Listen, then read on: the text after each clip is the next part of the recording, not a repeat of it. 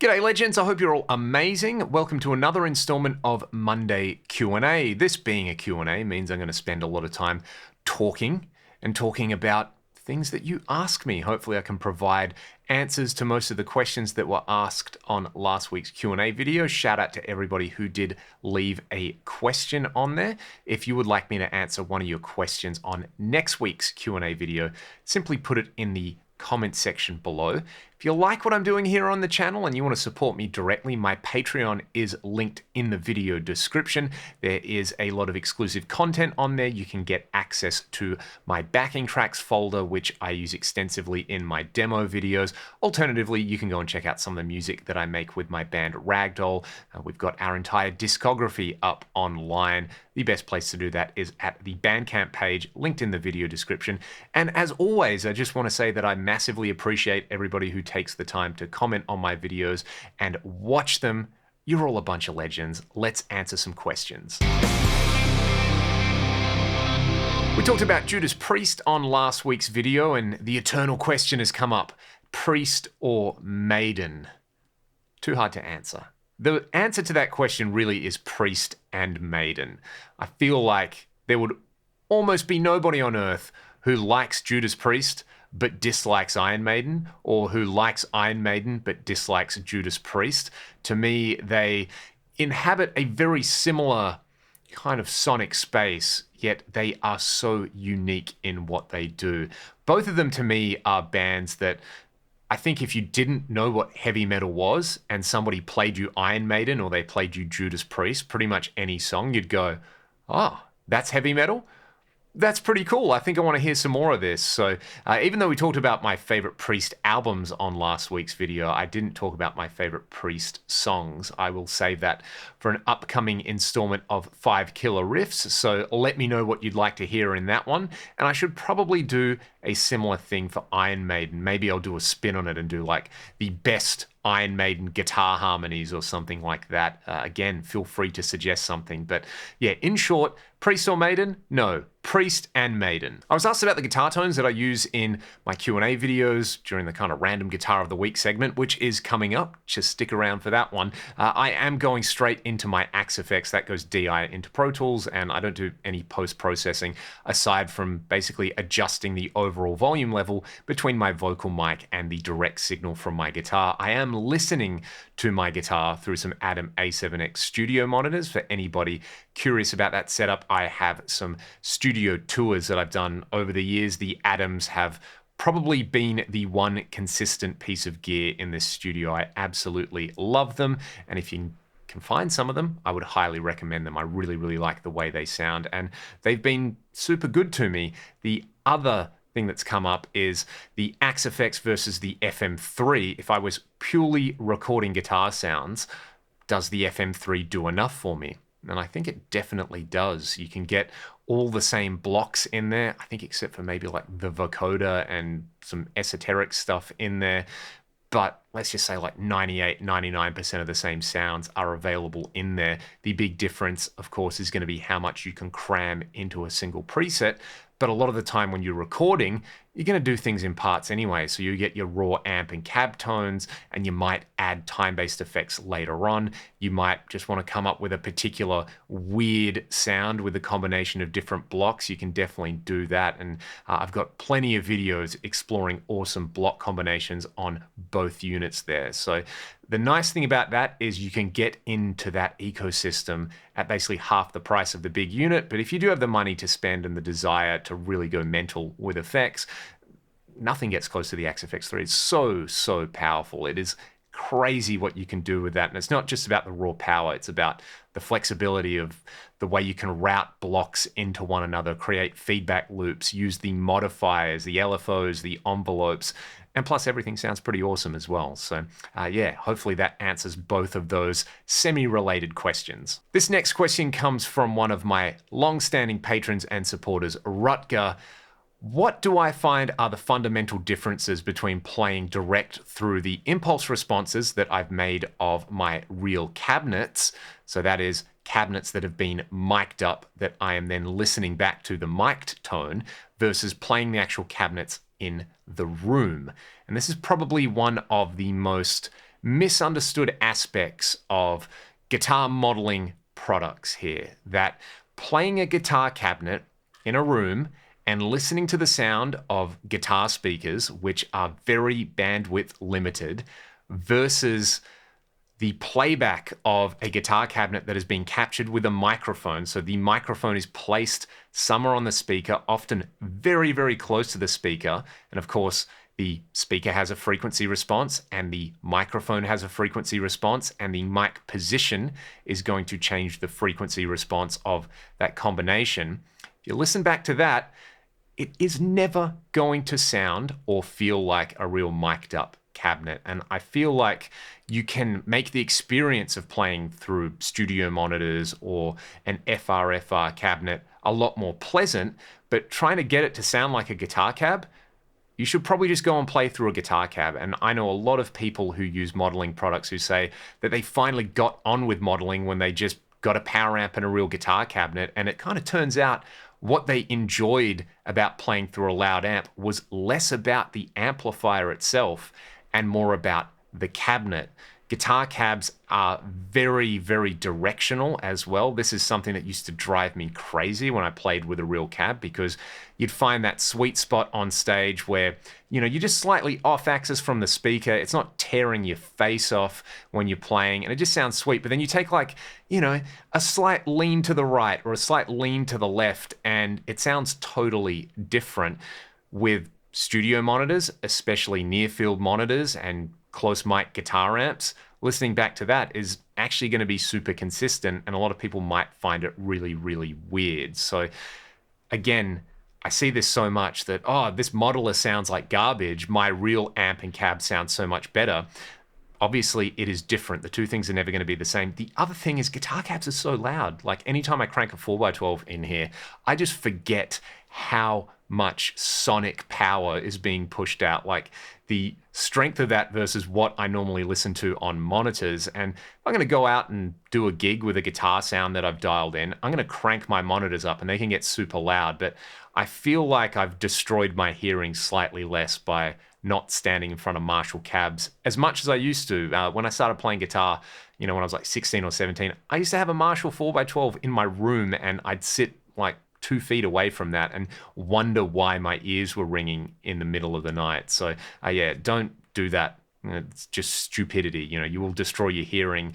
Listening to great guitar sounds and glorious guitar sounds relies on having your hearing intact. So that's one aspect of it. And then the amp in the room versus IR thing, I feel like it can't be said enough. They are just fundamentally different experiences. I have done videos with a mic'd up cabinet and then an IR of that mic'd up cabinet, and to me they sound pretty much identical. Impulse responses of guitar cabinets are a super accurate way to capture the frequency response, but again, the experience of playing in front of a guitar cabinet is a physically different thing. Let's move along to some more questions now. Do I own any properly pointy guitars? Stuff like a BC Rich Warlock or an Ibanez Xiphos.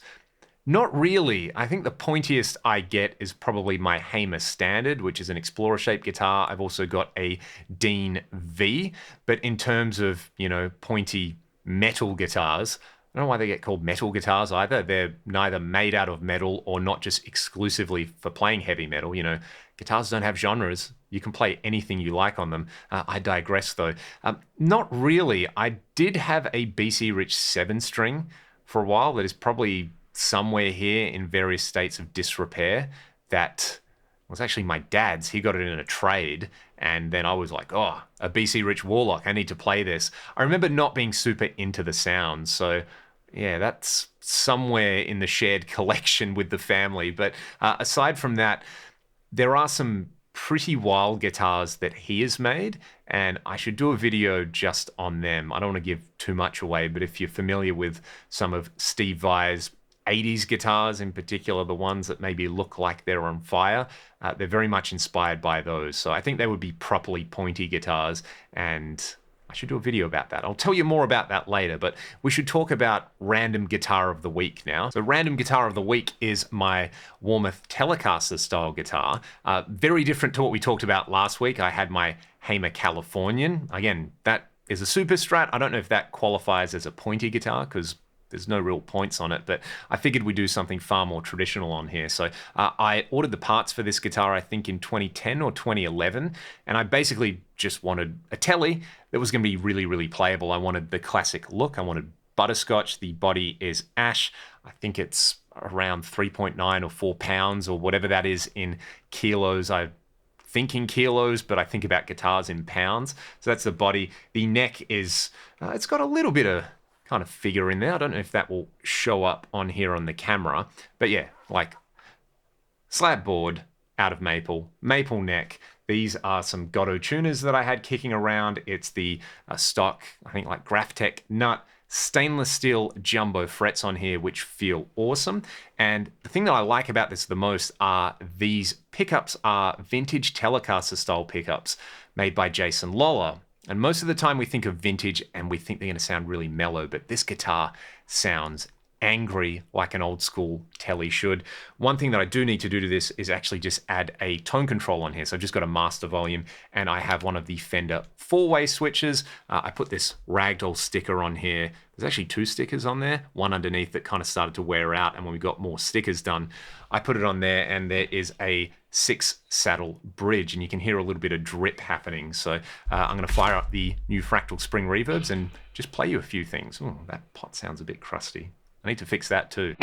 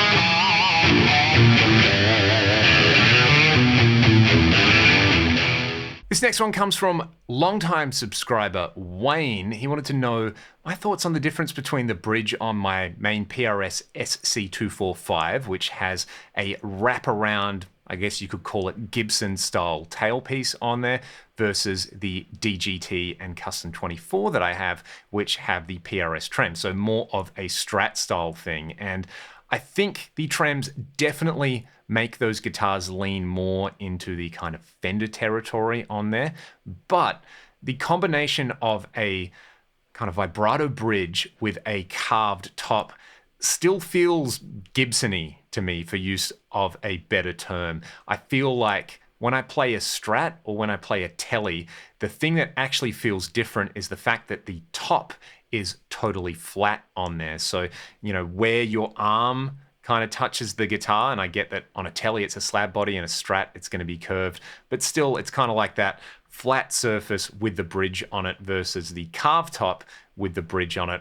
It's just a slightly different thing. And my first PRS was actually a Custom 24, so I'm super used to the way those bridges feel. I do notice though, when I go from the 245 or the McCarty that I have to one of the PRS guitars that has a trem, there is an adjustment period on there, and it's mostly with just palm muting and like where my right hand sits relative to the rest of the body. I actually have decked the trem on my DGT and now my SE DGT as well, because I'm going to be gigging that gold top SE a lot more, and I want it to just kind of feel the way I like my gigging guitars to feel. But I've taken the Custom 24 and kind of returned the vibrato bar to the stock factory settings, which feels really, really good, having a guitar with an actual floating trem versus a decked trem versus a hardtail. For me, it's all part of the fun. I like the fact that all these different guitars feel different, and it just kind of subtly subtly nudges you in different directions when it comes to like what you're going to play on there. But I do get that if you're a long-time Gibson player or something like that, it can be hard to vibe with a Strat.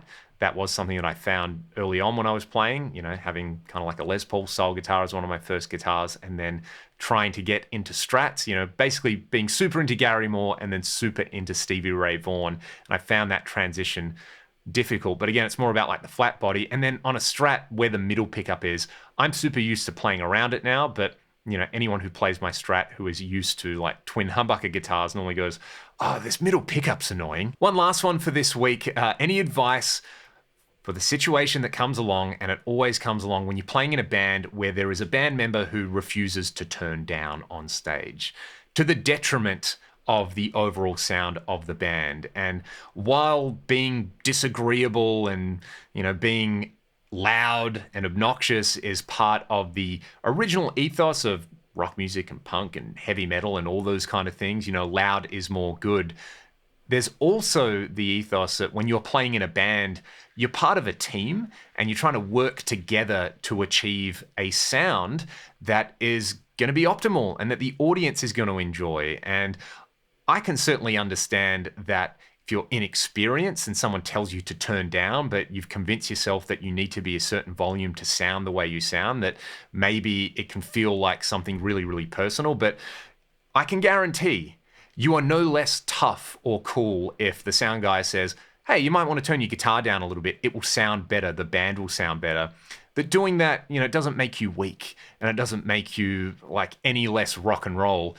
Just being unreasonable and disagreeable just makes you a massive knobhead, and it's going to make people in the long term not want to play with you and not want to book your band. And, there's kind of nothing less rock and roll than playing in a rock band that has no gigs. So, yeah, turning down isn't the end of the world, kids. You're no less of a man if you play your Marshall on 3 instead of 4. Do what sounds best for the band and what sounds best for the song, and that is always going to be context dependent, and you're probably going to have to change that from gig to gig and venue to venue. Go out and play the music and just enjoy that some venues actually still want to have live music, and enjoy live music while it is still a thing, because ultimately, there's no guarantee that it's still going to be a thing in the future. There are so many venues closing down. We played at a venue on the weekend called Badlands here in Perth that basically, because their insurance premiums went up massively, they have to close the venue, and it's basically been a Perth institution. It's one of my favorite places to play here. It sounds great in there. It's a really, really cool venue, but now it's closing down because of outside forces. So that's one less place for all the musicians in Perth to play at. It's one less place in the world you can go and see live music. So try to think of the big picture there. Go out and enjoy playing live music. And if you have to turn down a little bit, whatever. Just get out there and do your thing. That's also part of musicianship, is being flexible across all these situations. I'd love to know everybody else's thoughts on there. Are you an absolutist when it comes to stage volume, that, if you're not bleeding out of your eardrums, you're not doing it right? Or are you more inclined to just kind of go with the flow and see what happens? I would love to know, and I would love to hear all your comments and suggestions going forward for the channel. If you've got a question you would like me to answer on next week's video, put it in the comment section below. Be good to one another. Take care of yourselves, and I'll see you next time. Thanks for watching.